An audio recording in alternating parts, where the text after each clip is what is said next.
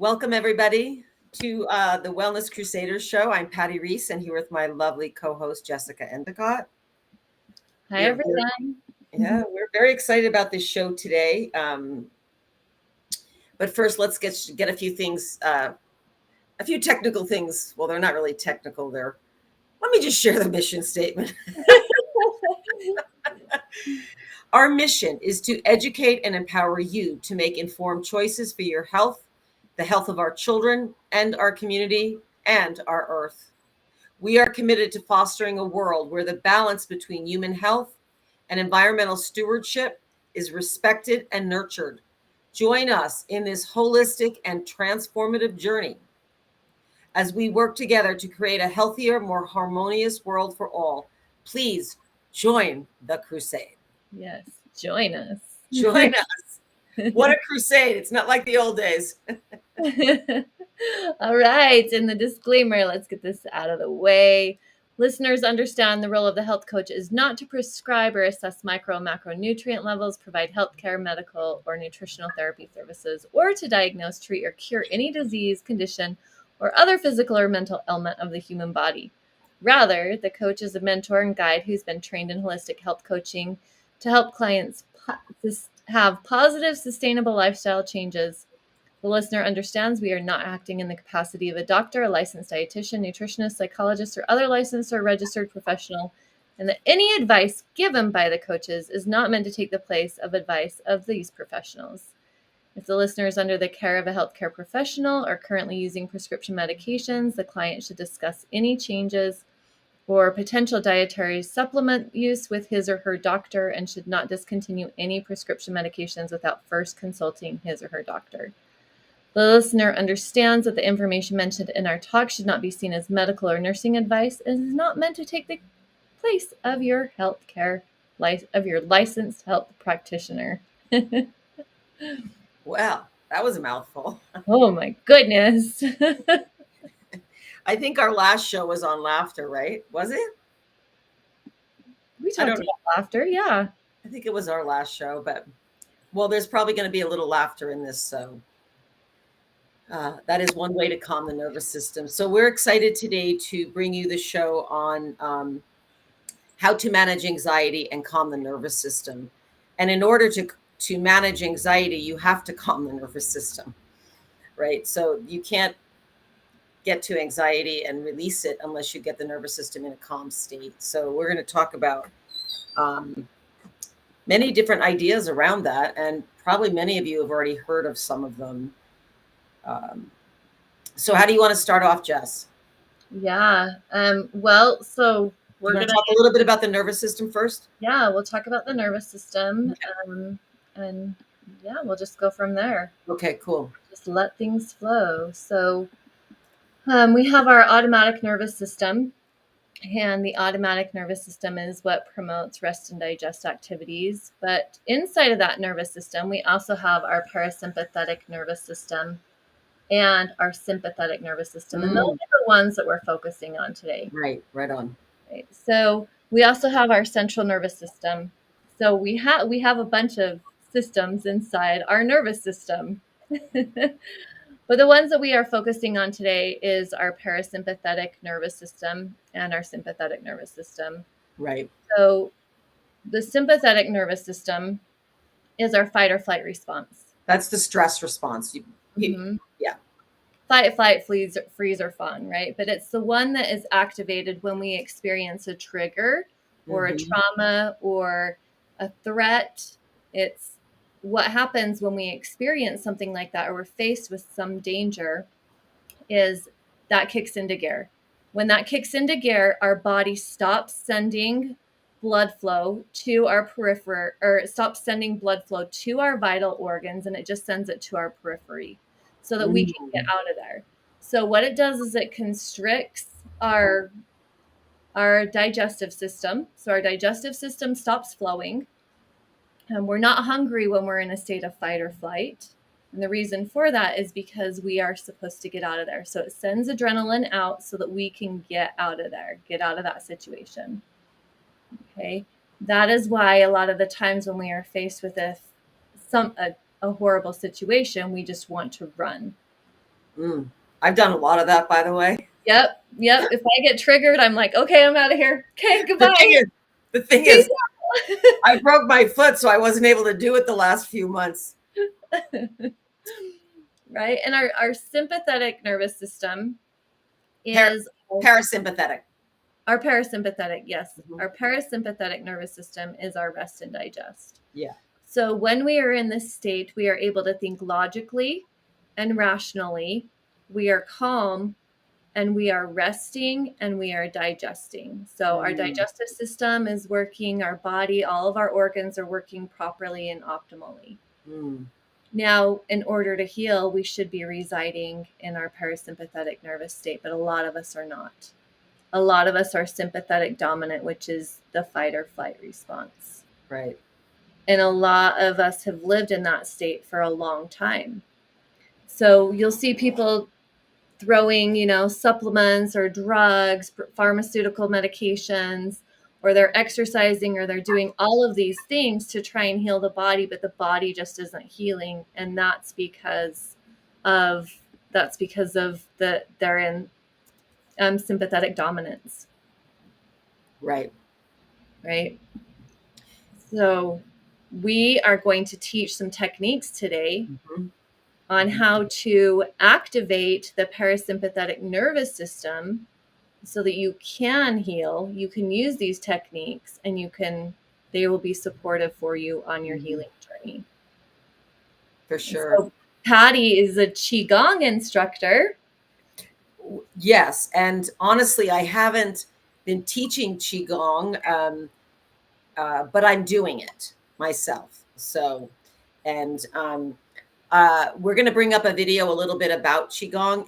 Not quite yet, though. But I guess what I want to do is just explore a little bit more about, for our listeners, what other things can trigger the sympathetic nervous system, our stressed fight and flight state. So yes, it can be a trauma, it can be an accident, it can be a phone call about someone, that you loved. I mean, I've had this happen, passing. It can be old past events too that just pop up, but it can also be lack of sleep. Yep. It can be, um, uh, food. It could be food. It could be triggered by food. Like us not getting in the food that we need to keep ourselves calm, which seems funny, right? But it's true because if we're not feeding our brain what it needs, we can go into fight or flight, which is also part of hypoglycemia. When we're starving our brain, we're actually in fight or flight, and we talk about that a lot when we talk about hypoglycemia and drops in blood sugar, and it's tricky, right? Because if you've had a call about someone or you've had an accident or you're remembering a trauma, all of a sudden you don't want to eat, right? That's not what you're going to go to. Oh, I think I'll just go make a nice protein shake right now. You're not thinking about doing that, right? Because you're shutting down that rest and digest, that system of going, oh, I need to eat. So we encourage people to still eat something, even if it's just a little bit, even if you're going through that. And when I was going through the experience of my sister dying, I had to make shakes. I wasn't really thinking about food, but I knew I needed to get that in to be able to be present for her in the last days of her life. And the same with my mom. I happened to be there, particularly for my mom in the last 10 days of her life. And I knew I needed to eat, even though it was really traumatic to be there. But I was able to be there because I was feeding my brain as best as I could. And I was taking some aminos too, to be able to go through that experience. So I wanted to bring that up. And the lack of sleep is another one. I don't know about any of you, man, but like last night I did not sleep. Actually, I had a blood sugar drop because I ate it. I was telling maybe you, Jessica, about it. I ate it like 4 o'clock yesterday, and I go to bed early, and so I woke up around 10:30, 11, and I was like in fight or flight. I was starving. So and that kept me up for a couple hours. So anyway, I just wanted to bring up some of the other things that can trigger, the sympathetic nervous system, and of course relationships are in there as well too. Things, emotional things that happen in our relationships that we need to look at can also put us into that fight or flight. Um, so, okay, Jess, anything else you want to say, or do we want to? No, I think that's great. So, I think we should talk about our credentials. Oh, And well, yeah, why we can talk about this, why we okay, can talk about like what our background is. And okay, yeah, very good. Do you want me to start? yeah, I'm absolutely. older. I should be the one to start. Okay, go for it. Not that much older. I'm so much older. Um, well, my background, I have an undergraduate degree in education, and special education and elementary education. And I have to say, one of the most stressful jobs of my life was teaching second grade in California in the 80s. That was, oh my gosh, it was a very stressful job. Even though I was trying to figure it out, I didn't really know what I was doing in that classroom with 30 second graders. But I also want to add into that, when I was 25, I was also drinking and smoking a lot of weed at that point. So I wasn't really understanding about my nervous system to go in and teach these kids anyway. So that's my degree. Um, I I was very interested in health, and I got interested in health, coming back into health, when my son was 5 years old, and uh, he was in kindergarten, and he was having a lot of, he was having headaches and some mood swings, and the teachers at the school and hard time concentrating, and they were like, well, I think you need to like put him on some medication. And I was like, what do you mean put him on medication? And that was Ritalin at the time, so that was 35 years ago, 34 years ago. I didn't know what Ritalin was. And I was like, what is that? So then I looked it up, and I was like, oh, that's a methamphetamine. I'm not putting my 5-year-old on a methamphetamine. And I started getting into understanding about nutrition and learning about ADD. I was a special ed teacher. So I started studying nutrition. So I was like fascinated, but my child was the one that motivated me to get into it. So, and then I ended up going back to school years later and became a certified holistic health coach in 2000. And it was wonderful. And then I also got a degree. I got a certification in neuronutrient therapy with Julia Ross, and then later with the Academy for Nutrition and Addiction Nutrition, as a nutrition recovery coach. That's when I learned about the aminos and the 5-star pro recovery diet. It was pretty life-changing. And I'll also just say I'm in recovery. I think that's one of my credentials too, for 19 years. So, Yep. But if it wasn't me addressing my nervous system and getting out of anxiety, because part of the reason I smoked pot and drank was because I had anxiety, but I didn't know the underlying reason. Yes, it was trauma. I had to address my father's accident that happened when I was 10 that I witnessed, but I also had to feed my brain, which I didn't know about that. And drinking really helped that. And we did for a temporary time. So learning about the brain and aminos was a critical thing in how I was able to calm my nervous system. And, be in the state that I'm in today, which is generally pretty happy. I mean, I have my days, but usually it's when I'm not sleeping or eating well, and, that kind of thing. So, Yeah. Well, Jess? and a lot of your credentials, like you are sober today, 19 years, Mhm. because of all of the things that you went and you got credentialed in. So Right. the qigong, the nutrition, the amino acid therapy, and your education from being a teacher too, like all of that Right. led you to where you're at right now, and helped you be able to sustain that Right. sobriety. Right. And that's why we're here. We're on this show to share with the community. because I believe we all want to be happy, joyous, and free most of the time. And when we take care of ourselves and learn techniques that help us, and I do them too. Like I'm going to talk to you about Qigong in a minute, but I want you to share your credentials and then let's go into Qigong a little bit. Okay. Well, and I'm talking today about mindfulness. So that was so exciting when I started like looking back at some of my past notes from my mindfulness teaching, and it just got me so excited. So my background, I am a functional nutritionist, yoga therapist, mindfulness instructor, and certified recovery coach. And the mindfulness and the yoga therapy, I was able to utilize these when I was working at InBody Academy, teaching yoga teachers how to be teachers, mindfulness teachers how to be mindfulness teachers. And then at the mindfulness retreat where you and I met, Pati, and just this beautiful like way of bringing us together, just such an amazing story of me using aminos in the past to help me with my brain injury, and also all the trauma that I was undergoing at that time. Yes. My nervous system was a mess. I was in fight or flight. And thank goodness that I was turned on to amino acid therapy, which then later I learned you taught the yoga teacher that taught me about amino acids. So just amazing, beautiful like way of connecting and the universe bringing us together.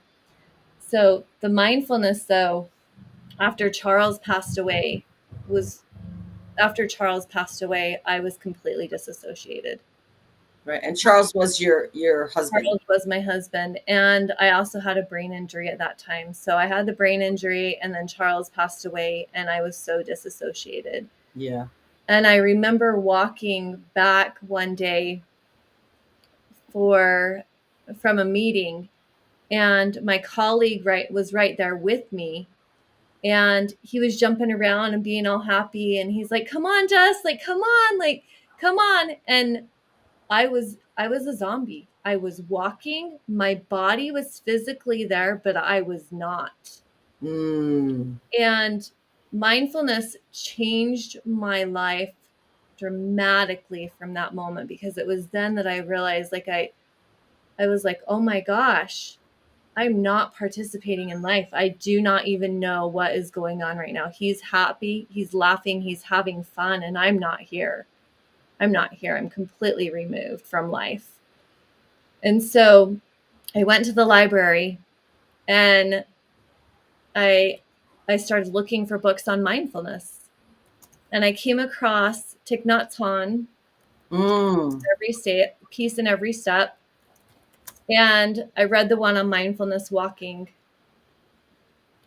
And the one on mindfulness walking taught me to start putting my foot on the earth, noticing every movement of every walk, right? Noticing how my foot felt, noticing my sock underneath, noticing the ground underneath, noticing the texture of everything underneath, and then bringing that awareness all the way up. And then there came so I used that to come back into my body and to get away from this disassociative state. And then eventually I got to get my mindfulness certification and start teaching others. So mindfulness is huge. It's huge for me. There was another time where I was triggered so severely that it put me into a fight or flight response. I was screaming, I was yelling at everybody. My family was my enemy. I could not break out of that trauma and that trigger. And so I started meditating, and I meditated for over 1,000 days. Wow. And now I have no idea. Like I just kept on going. It was 1,000. Okay. First it was 40 days, then it was 90, then it was 120, and then it was 1,000 days. Wow. And for how long though? I did it 40 minutes every day. Oh, 40 minutes. Okay. Yeah, 40 minutes every day for 1,000 days. That was my goal. Because if you can do it for 1,000 days, you're a master of it. Woo-hoo. And it changed my life. That is one of the biggest practices that changed my life. It helped me with of course, the other modalities helped, but that one helped me substantially. I just want to interject here because I think for our audience right now, let's talk about the power of meditation and mindfulness, because this is part of calming the nervous system. And everyone's like, well, just go meditate and you're in a state of anxiety. How do you do that? So maybe take us through a first step on what that looks like with someone going, I don't know how to meditate. I don't know how to shut this off. What could someone do that's just starting, that's really maybe right now presently in a state of anxiety, that may need to just be like, okay, start with your breath. Maybe just take us through a little bit, since we're bringing tools up. Let's just start with that right now. Yeah. Okay. Okay. Okay. So it's when somebody is in a state of anxiety, it's very difficult for them to just come into that place of being like, oh, wait, I need to breathe. So one of the things that I have people do who are in that state of anxiety, they want to move, like they have to move. Yeah. Okay. So move. So movement, but mindful movement. And so what you do is you start to become aware of the things in the room, right? Start looking at the things in the room first of all. Uh-huh. So you can count 5 things. What do you see? 5 things that you see. Okay, 4 things that you can feel. So whether Oh, that's your hair, the wind, the temperature, your clothes, whatever it is, 4 things that you can tangibly feel.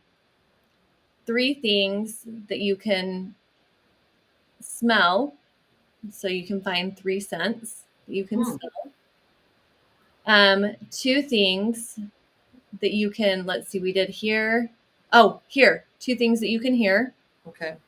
And then 1 thing that you can taste.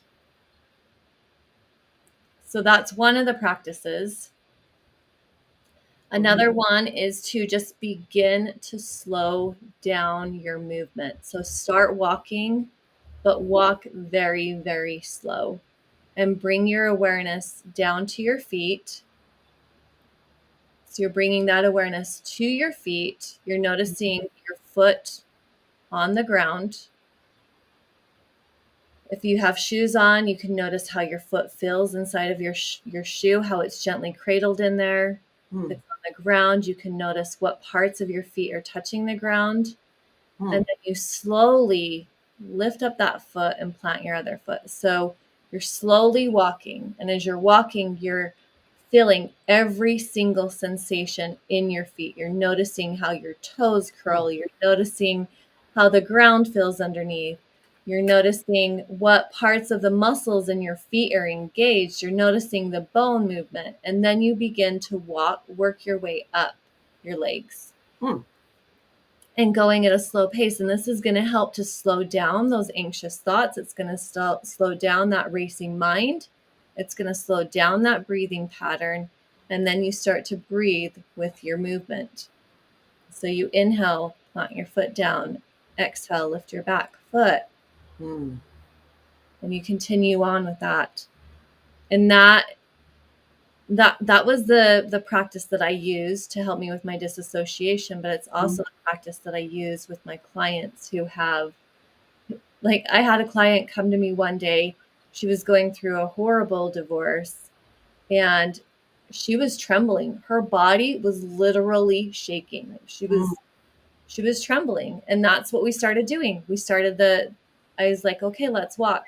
Let's walk. And we started with baby steps. We started with the baby So steps. you were in person with her? Mhm. Okay. Okay. And then you begin to increase the speed of the walking, but still continuing to have that presence and that mindfulness and that awareness of what your body Nice. is doing.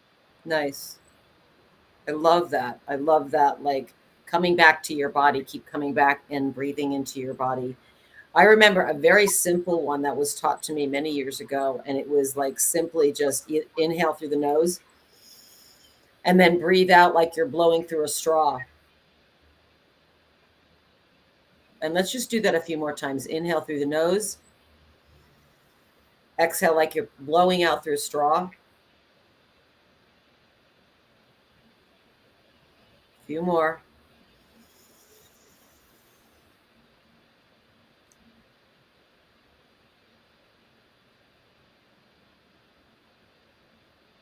Two more.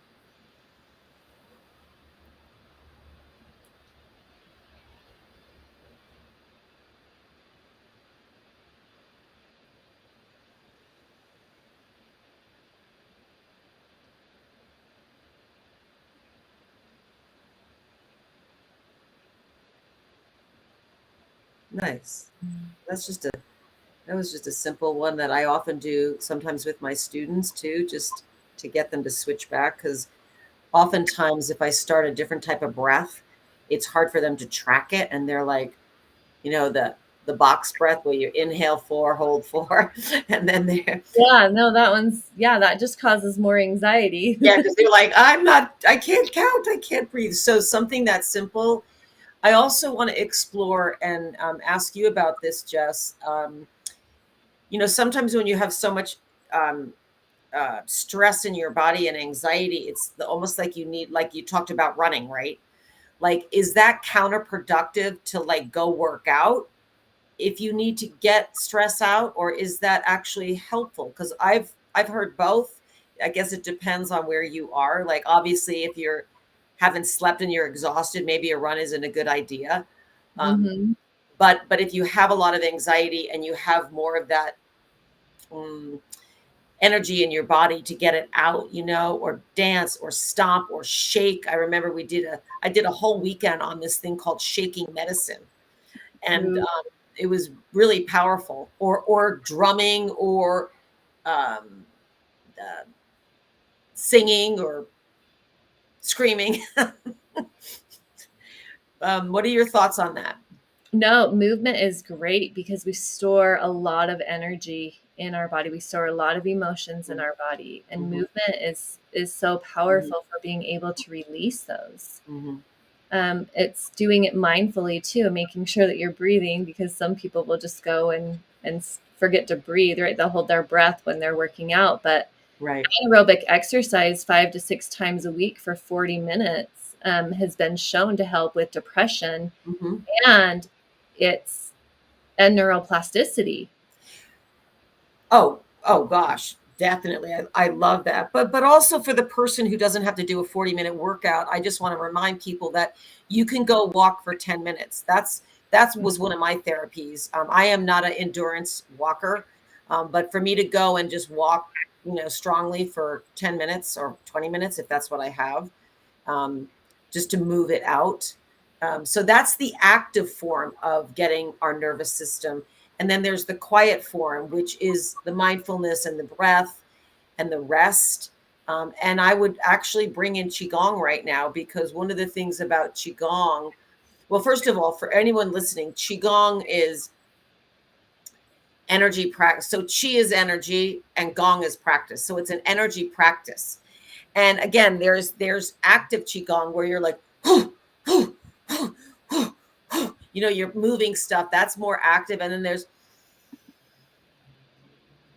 where you're actually working with energy to calm it down. So whatever you feel like you need, if it's to get it out and move it, that's fine. But then come back to the other part, which is the calming effect. So there's sometimes a balance of both of those where we need to move it out, you know, Mhm.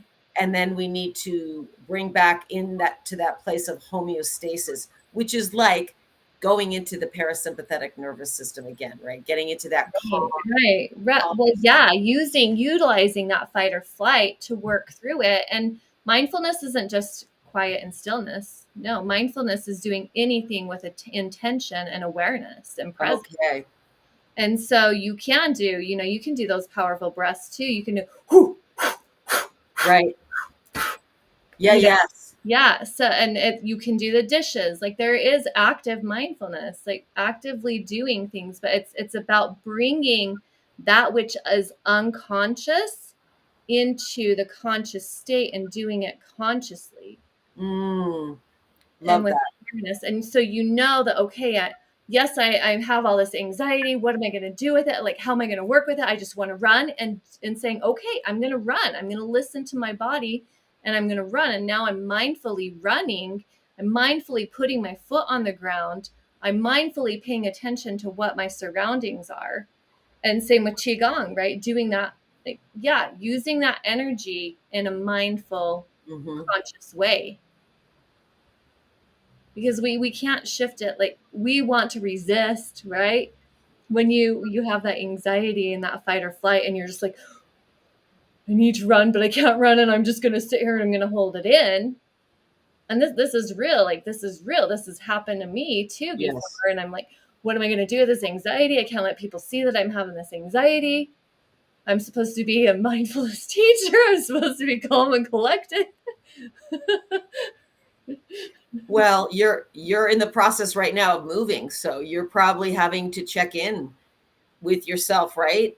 I Oh mean, yeah. moving is a big deal. It's a big, it's, I think they say on the stress level, like, fear of death is first, and right under death is moving. I was like, oh, I kind of wow. lost it yesterday. I had Right? 3 people that had told me they were going to help me, and then all of a sudden they bailed, and Mm, I lost it. I ended up yeah, like losing it and taking it out on somebody who didn't deserve to have it taken out on. But yeah, of course, like, yeah. and I wasn't like too harsh. I was just like, just forget about me. Everybody else is bailing on me too. You might as well. Well, I think, And then because I didn't do that mindfully and because I was reacting based off of how I was feeling because I was triggered because from the past it's abandonment issues, right? yes. It was abandonment. And so then after I took some deep breaths, I Hmm. was like, it's okay. I still have until Sunday and these people still love me and it's okay to have other things come up in their life. Hmm. And then I realized I was acting irrationally and then I had to apologize. Yeah, for sure. But that whole idea of like being in that state of getting things done, getting them out on time, whether it's moving or your job or your children, um, we're gonna run into these places where we go into that stressed state, and the more we can acknowledge, okay, I'm moving into that state. What do I need to do to come back to homeostasis? And that's really what we all want to be doing, right? Okay, what do I need to do? Do I need to eat? Like, have I not eaten? Do I need to, um, um, I don't know, put my feet up the wall? Because that's one of the ones for me right now, just because I broke my foot. So I know when I'm getting overdone, it's like a little bit when I'm overcooked. For me right now, Uh-huh. I need to lay down and put my foot up. So but for whatever it is for you, coming and checking back in, because we are going to have those states of stress. We are going to move into that. We don't want to stay there. That is when we start going, our immune system starts becoming is becoming affected, right? Because our body's in this fight or flight state. And everybody knows that when you are in that state for very long, you don't feel well, right? Yeah. You start to feel like, oh my gosh, I've got that cough coming on again. I'm exhausted, because your adrenals are also being burnt out too. So we constantly want to come back and go, where do I need to go? What do I need to do to come back to that balance point, that homeostasis point? So, well, I want to bring up qigong. Are you okay with that, Jess? Yes, I was going to ask Okay, you so a question. I want to just share a little bit about the video we're going to watch. So, and I think this is a pertinent story.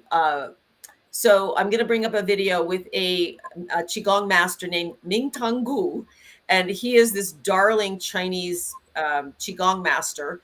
I have not done his trainings. I've done a lot of meditations with him, but I have a dear friend that has done the training with him, and she also had a lot of anxiety and a lot of stress in her life, and she wanted to change. She's a hairdresser, and she said, I need to do something different, and she started taking qigong, and then she did the training. So a little bit more about this Ming Tong Gu. So the Chi Center, this is an older video. They now have their center, and you can look it up if you're interested. They have wonderful retreats. It's actually, they used to be in California. Now they're in Santa Fe, New Mexico.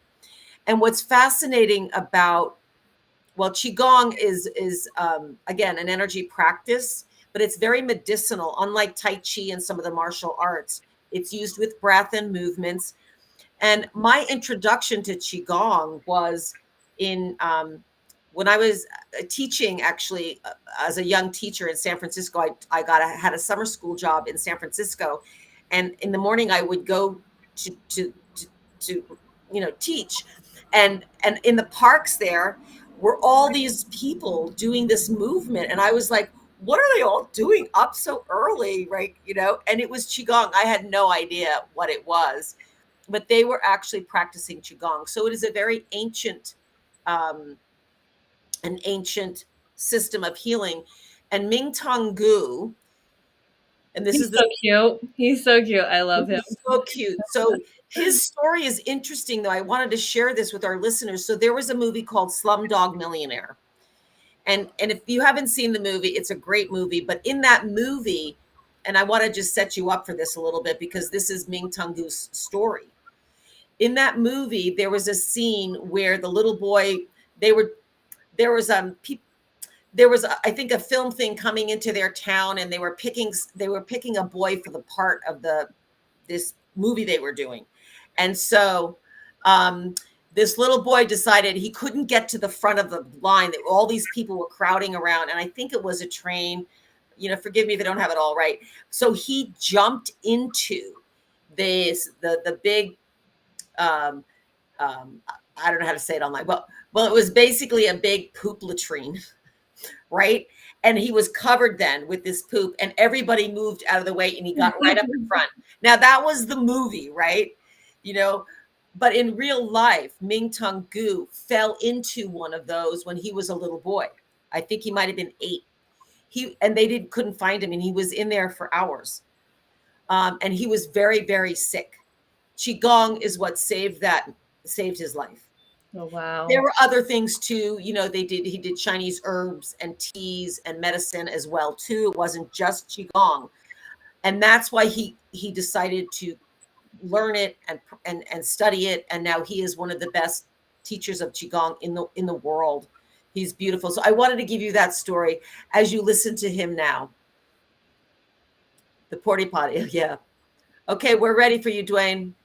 Okay, now this is like a 10-minute video. I'm going to start it, but I'm going to fire it up and see if you can hear it first. Okay. And then you can direct me in as to how you want it to show. Okay. Perfect. Let's see what it sounds like. Hang on.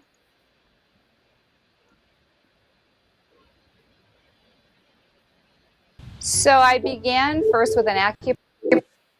Can you guys hear that? Yes, it wasn't the video I was looking for, but let's do it. Well, this was your link, but I know they must have pulled. That's okay. Go ahead. Okay, here you go.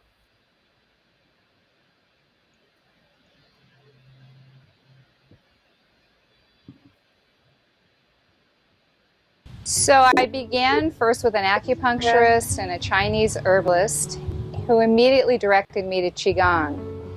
And about 8 months into the practice, I no longer had migraine headaches that had been a part of my life for 25 years. And anyone who has had the great pleasure of a migraine headache knows that it's like having an ice pick in your eye for 3 days with the eye watering. I've never had them come back in the last 3.5 years since they left. I no longer have limitations in my low back from arthritis. A frozen shoulder of 25 years dropped back into place. And probably the most important thing is that there's an incredible amount of energy that at the end of a day, I still have and are able to work off of rather than getting chocolate or sugar or candy or something. And it's a really smooth kind of energy that continues to maintain its vitality all through the day into early evening. Sometimes I was so tired I'd be like walking with someone. I was embarrassed to say I need to stop, so I'd say, oh, look, those flowers there. So I would find ways of trying to rest. So when I contracted Lyme disease, which was about 5 years ago, I knew that I needed to find something that could help me with my physical health. And about a month into my practice at home, I went to have a massage with a body worker who had worked on my body before I left. She was very familiar with it, and I had a very severe scoliosis. So one side of my back was much higher than the other, shoulders. And so she massaged me on my back, told me to turn over. I turned over and she went, "Ah!" I said, "What's the matter?" She said, "Your back is flat." So I came to Qigong for my Lyme disease, and the first thing that happened was my scoliosis straightened. And a couple of doctors said that was impossible, but it happened. What can I say? So I visited my Lyme doctor a few months into this practice, and her question to me after examining me and talking with me, she says, "What are you doing for your healing? What is happening for you is far beyond anything that I've been offering you." You know, I'm moving on in my aging process, and yet I have more energy now than I did probably 20, 30 years ago. My life was at about 15% energy. I had chronic fatigue syndrome, and it had destroyed my professional life, my personal life, and most aspects of living. That still even hurts. 3 years later, I'm alive. I've gained back my energy, it's doubled. I've gained back more open heart and connectedness to other people where I had been before and extremely isolated. I have gained back physical being, health, happiness, and a desire to live. I've gone from hopeless to hopeful,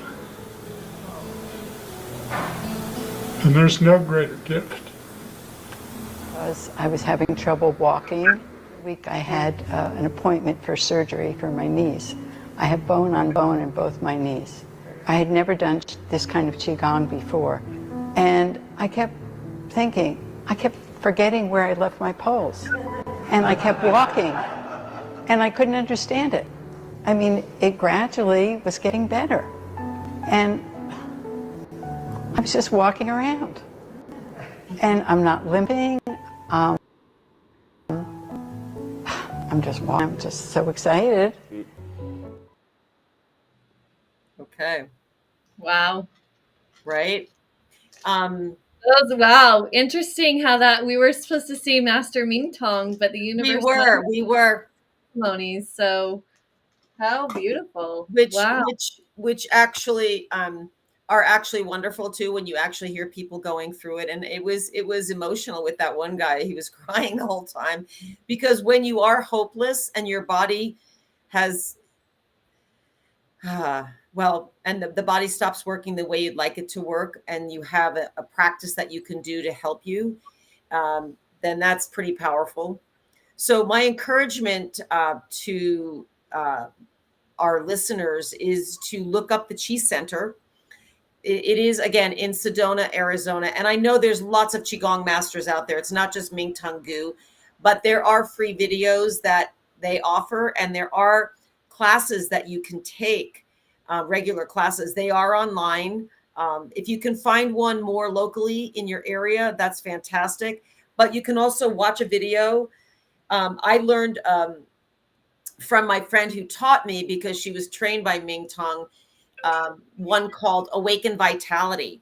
So I can't do it here because it's a little challenging to do on a computer screen, but it takes about 5 minutes. And I do it every other day outside. I try to get my feet on the ground and do it. Yeah. Can you respond to Dwayne? Because I can't do both. I have noticed a remarkable difference, and I did break my foot about 3.5 months ago, so it was hard for me to stand. But there's Qigong, again, it's energy practice. So when Jessica, you were talking about the breath, that's a form of Qigong where we're just We're simply breathing. And we have this energy body, just for everybody. Our energy body is a really important thing to understand. That is also called our etheric body. It's the energy around our body, and it responds to stress, right? So when we get hit with a stress response, our energy body grabs it first, and then the brain starts going into it too, but our energy body grabs it first. So we want to make sure that, as we're learning about this energy body that grabs that stress first, it's like, oh, I'm gonna breathe through this. And if we're practicing qigong, or that could be out in nature for you, but even for those folks that are out in nature, which I know a lot of people love to be out in nature, and you're getting so much great energy from nature, which is why we feel better, right? I would encourage you just to take a moment, if you're hiking or biking, and just breathe. Just sit, look at the trees, and go and say thank you. Because the more we can thank our body, our energy body, our physical body, our nature body, when we're out in nature, the more things it responds, and it brings us back into that, oh, okay, I'm going to get through this. I'm going to get through this. I think that, I think what you said is beautiful. And I think Qigong is also a mindfulness practice. It is. Because you're using the breath, you're using the movement, you're slowing it down. I mean, most of there is some slowdown, but yes, there is some active participation, but it's so beautiful. And so there are local, I wanted to share this. There is a local one on Sunday mornings at the farmers market at 9 a.m. The Wheeler Farmers Market on Sunday. Okay. For those in Utah. Yeah, I think that it's Scott White who leads that. Oh, I love Scott White. Yeah, because I was walking one day and I saw everybody in the park, and I'm like, oh, I want to go do that. But I had my granddaughter with me. However, she probably would have loved to have joined too. But yeah, and just watching them, slowly moving their body and bringing their breath in, pushing their breath away, and just such a beautiful gentle movements. It's gentle movements. It's really a reset, right? It's an energy reset, which is really and that's mindfulness is paying attention to your breath. So mindfulness practices are having that awareness with what your breath is doing, and using your breath as a way to calm down and come back into the present moment. And when you're doing qigong, you're very present. Right. Oh, definitely. I wanted to mention before we close up, because we have about 5 minutes, or if people call in, we're welcome. We welcome call-ins, but I wanted to just talk a little bit more about some other therapies that will help, because as we know, The Body Keeps Score. Some of you may have heard of that book, and that's about trauma therapy, about working with EMDR, which is the right and left brain. A lot of therapists are trained in that. Are you trained in that, Jess? No, but I can speak on it. Okay. I would like you to, because I actually had EMDR. And for those of you who are really stuck with a trauma or anxiety, you want to do the checklist too. You want to think about your lifestyle. What other things do I need to look at? Sleep, my relationships, my food, those kinds of things. Consumption.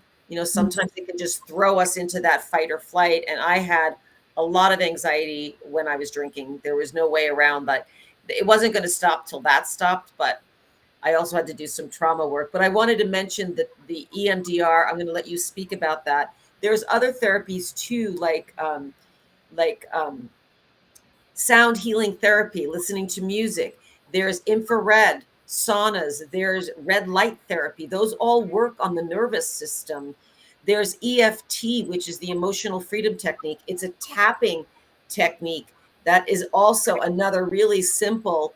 I showed my daughter this. We did it a couple months ago, and she was giggling through it, because it seems a little silly to be doing like this tapping thing while you're repeating an affirmation. but these are techniques that help us move that emotional blockage that's just gripping on. So please open up to some of the therapies out there, because the body is important to heal, and we have these therapies to help us heal. So Jess, can you talk a little bit about EMDR? Yeah, I also want to throw in like physical therapy, yoga therapy, Yes. massage therapy as Yes. well. And so EMDR. So yes, I am trained in it. Do I hold a certification in it? No, I do not. But EMDR is what happens when we face a trauma or when we have a trauma is the parallel part of the brain and the linear part of the brain disconnect. And so the linear part is the timeline. The parallel part is the actual event that happened. Oh. Okay. And so these disconnects. So when you have a trigger, it puts you right back into that trauma, just like it's happening right then and there. This is why people can get just so hyper aroused and react the same way that they have in the past, is because these two parts of the brain have disconnected. Okay. EMDR helps to bring these two back together, put that timeline in place, and to create a new storyline with it. And so you're using touches, or you're using eye movement. And so when I like to do the touching, so you are placing your hands on your legs, and as you're processing the trauma, your hands are going back and forth. And what this is doing is it's stimulating the left and the right hemispheres of the brain as well. So you're getting that out, you're working through that trauma as you're talking about it, or you're visualizing it. Or the therapist is doing back and forth movement for you and you're watching. And then you're creating a new story. And as you create that new story, you do a slower tap. Binaural beats. So you're doing left, right, and you're slowly doing it very, very slow, very, very slow. Okay. Binaural beats can also be used with this therapy. And so what that is it's different parts of beats bouncing from the left to the right. And it's best to use headphones with that, because then you'll hear a sound over on this side, and then you'll hear the sound over on this side. And so that's helping to cross the left and the right hemispheres of the brain and helping with the function of it. So it's a really powerful practice. EMDR is amazing. I've seen significant improvements with myself and with clients who have done it. Yes. And family members and friends who have done it. It's an amazing therapy. And me personally, now I can talk about some of the things from my childhood that were incredibly traumatic without being triggered. I can be around some of the things that were incredibly triggering for me when I was a child, that as an adult, like for instance, like hearing a can open, that meant I was going to be hurt, right? Because the can opening was my dad opening a can of beer. Oh, okay. Oh. So even like hearing the sound of a soda pop opening was triggering for me. But now now it's like nothing. It's nothing to me. Okay. That's a good example. Right? So, yeah, but anyway, EMDR is incredible for now putting things into perspective, helping that integration, that timeline, and the story to come together so that you can recognize, okay, this is a brand new situation. This is a new person. This is a new experience. This is not my past. And this situation isn't necessarily going to cause me harm. Right. I love that. And there are trained therapists. You can actually look up therapists and see if they're trained in EMDR, or get a referral. We're happy to give referrals out too for people that are trained in that. Another good trauma therapy is psychotherapy. Yes. Working with a psychotherapist. Well, and the psychotherapist that knows EMDR, right? So that's part of it. But psychotherapy was also another modality that was incredibly healing for me, because it's not just talk therapy. You're actually working through it. You are doing movements. You are working through whatever the emotions are. Like, I remember one time, there was going through this crazy thing with my ex-husband and his ex-wife, and I felt like it was so chaotic. There was so much chaos in my life at the time. And so my psychotherapist was like, well, what does that look like, Jessica? Stand up. Show me what chaos looks like, and I'm there welling my arms and throwing my body all over the place. Like, that's what chaos looks like. And it was so powerful. When I left that session, I'm like, okay, I'm done. So can I share something that just popped up? And I don't remember where I forget the links on how I found out about it, but it was a therapist that had a client that was really trapped in her trauma.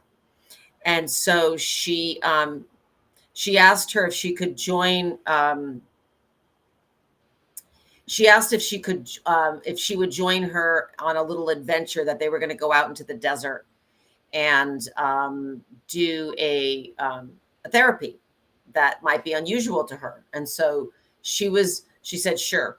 So basically they went out to the desert where nobody was around, and they screamed. She encouraged her to scream. And so she did this scream therapy, so whatever it takes that, and she was with her therapist.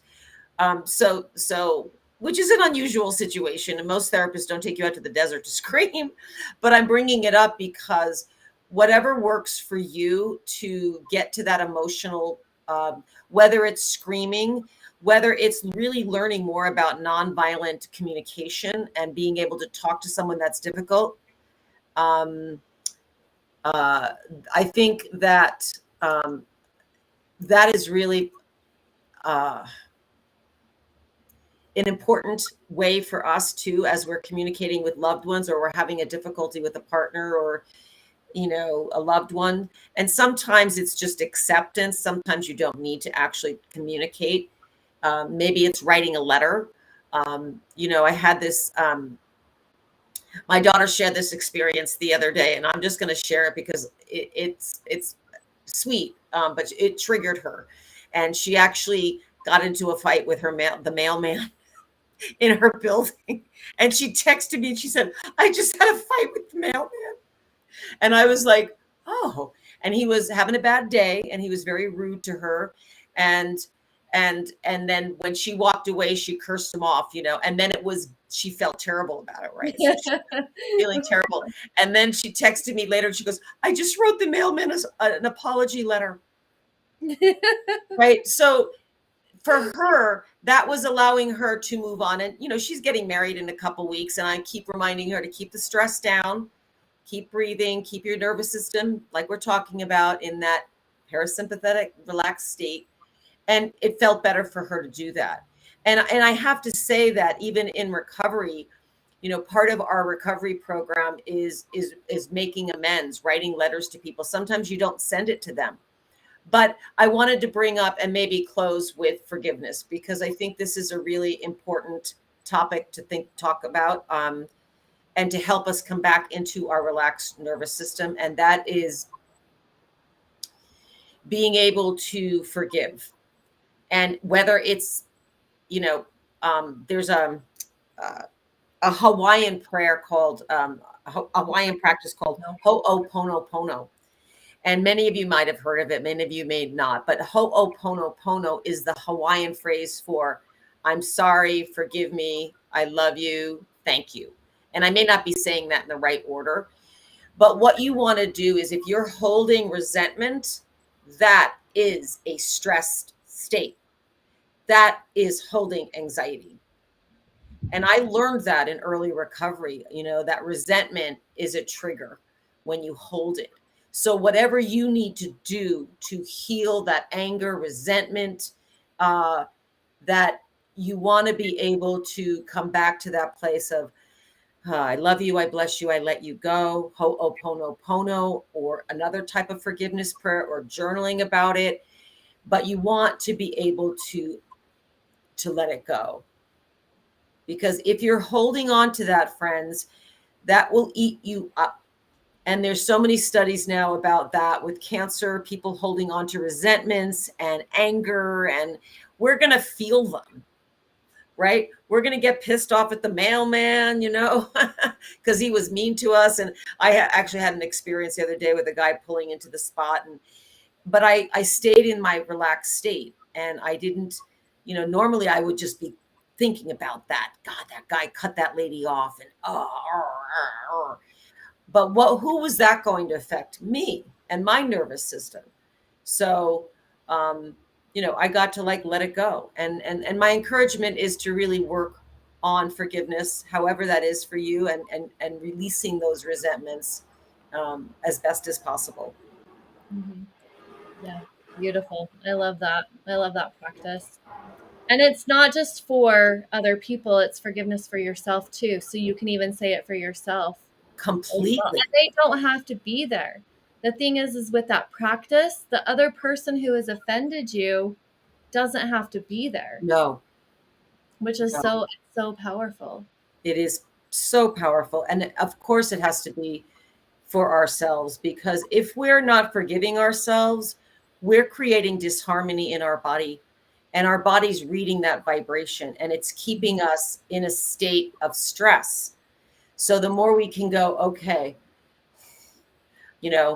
I love you, body. Thank you. Forgive me. Or whatever you need to do to get into that place of self-love and self-care. And, laughter could be part of that as well, too. We have to be a little bit lighter with ourselves. And one other thing that kept popping in earlier when you were talking, and that is being flexible, being able to go, oh, I know. When you were talking about people not showing up for you, damn them. No, I'm just kidding. Damn them. What? I've shown up for them. I've I dropped was there for them and they didn't show up for me. it. Right. And that is the truth. So you're getting it out. You're not holding it in, like, right. You're like getting it out. And then it's like, okay, now what do I need to do? I could have done it in a more mindful way, though. I could have said, hey, I'm very upset instead of just, but thank goodness this person forgave me, right? That I practiced Ho'oponopono. Oh, but Patty, I would love for you to show us a Qigong practice before we finish. Okay, well, I'll try to do it seated. Because normally I'm standing, but I'm going to sit, and I can't really get my camera to stand. So, okay, so I'm going to have you bring your hands out in front. And first, I'm going to have you take your hands and just rub them together and just start creating some chi, some energy. Okay. And just again, be mindful about just rubbing your hands together and feeling that energy. And now release your hands and open them up a little bit and feel the energy between your hands. And if you want to close your eyes, that's fine too.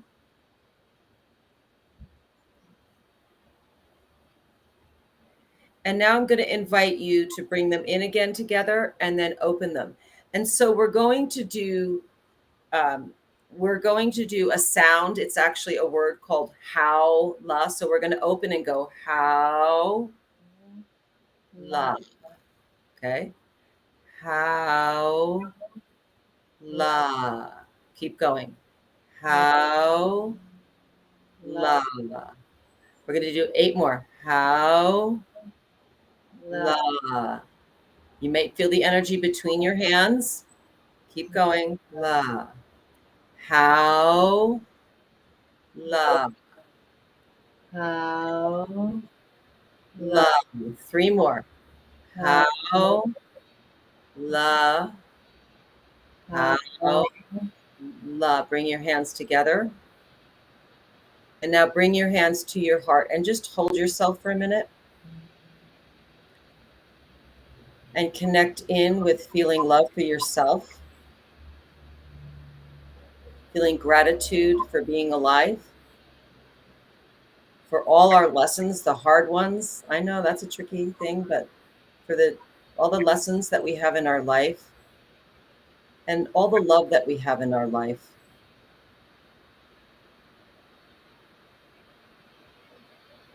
And how la means All is well, getting better, so be it. So I share with all of you, all is well, getting better, so be it. Haola. Hello. Thank you. You're welcome. So, Patty, do you have any classes that are coming up you want to tell everybody? Well, I don't have a Qigong class coming up, but I do it in my backyard at 7 o'clock in the morning if anyone wants to join me. How But would text me first. I have to do a check-in. I do have a plate up class coming up in October. It's a food class. It's a food cooking class. And yeah, it's really fun.